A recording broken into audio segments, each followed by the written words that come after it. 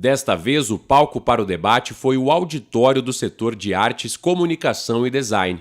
Na terceira edição do evento, o assunto foi opinião pública e pós-verdade, com uma discussão sobre o risco que a disseminação de notícias falsas representa para a democracia. O reitor Ricardo Marcelo e a vice-reitora Graciela Bolzon participaram do evento.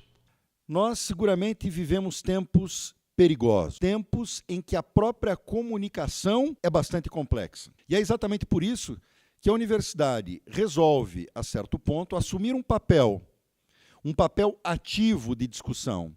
O evento teve como convidados os jornalistas Rodrigo Flores, diretor de conteúdo do UOL, e Juliana Dalpiva, subeditora da agência Lupa, pioneira em checagem de fatos e dados no Brasil, além da jornalista e professora Kelly Prudêncio, do Departamento de Comunicação.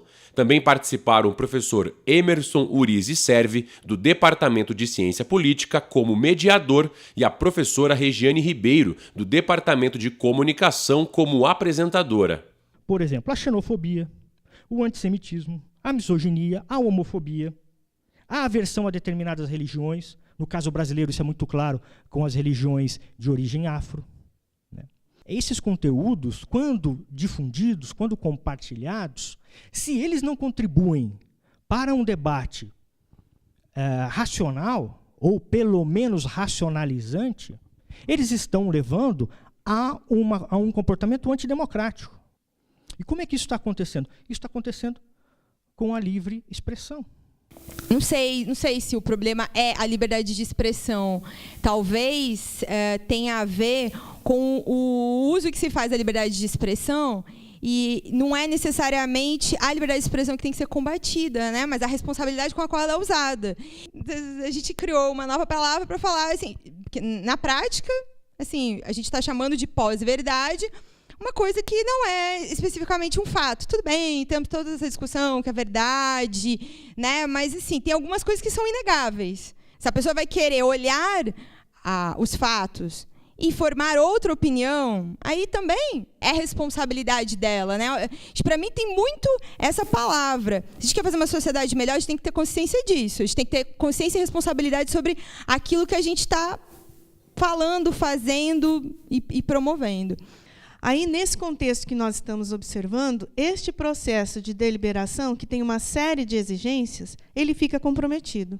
Quer dizer, com a ascensão disso, que o Emerson falou, que existe desde sempre, mas que ganhou um verbete, né, no dicionário, passa a ser uma coisa nova, né, e não é nova, sempre existiu, afeta a qualidade do nosso regime democrático. Então, nós não sabemos para onde ir. Então, aquilo que nós acreditávamos, como a Juliana falou, que já estava resolvido, de que a defesa dos direitos fundamentais é de todos, independente das suas posições políticas, que o respeito aos outros indivíduos é uma questão universal e não se refere a uma determinada corrente ideológica, a gente achava que isso já tinha sido superado, quando não fomos tomados de surpresa que isso não está garantido também. Há divergências, tem gente que acha que é uma mentira deliberada, tem gente que acha que pode não ser. Por exemplo, o sensacionalista, que faz um humor super inteligente, quem nunca recebeu um WhatsApp do tipo, isso é um absurdo, e um vídeo do sensacionalista? De pessoas que acreditavam piamente que aquilo era verdade.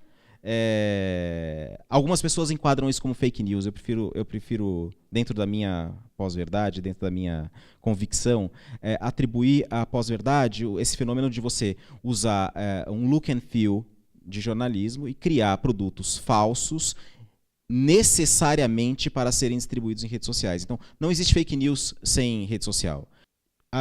Falar que o jornalismo precisa de checagem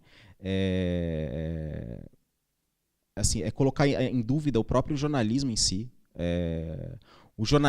Se não tem checagem, não é jornalismo. Alguém diz alguma coisa e a gente vai lá e acredita. Olha, eu vejo isso acontecer muito pouco no jornalismo que eu considero sério. Né? No que eu considero sério. Claro, tem um monte de gente aí fazendo um monte de coisa, mas no jornalismo que eu considero sério, eu vejo isso muito pouco acontecer.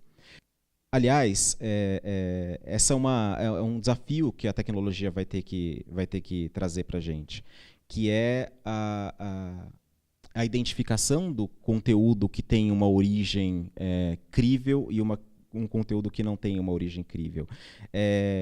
Eu não sei se vocês todos estão habituados com o conceito de blockchain, que é o mesmo que é usado em Bitcoin. Bitcoin é essa moeda virtual, que é você manter o registro de absolutamente tudo que acontece. Então, você tem quase um DNA daquele produto. Talvez a gente deva ter isso para o jornalismo. Talvez a gente precise disso para as nossas matérias, para que as pessoas, se for necessário, elas olhem através daquela página branca com letras pretas e consigam enxergar o que tem por trás. O próximo debate do ciclo UFPR Pensando o Brasil será no dia 5 de outubro, no auditório do setor litoral, sobre desigualdade e direitos sociais no Brasil, movimentos, conflitos e alternativas. No dia 17 de outubro, o tema será reforma política e o debate acontecerá no auditório do setor de ciências jurídicas.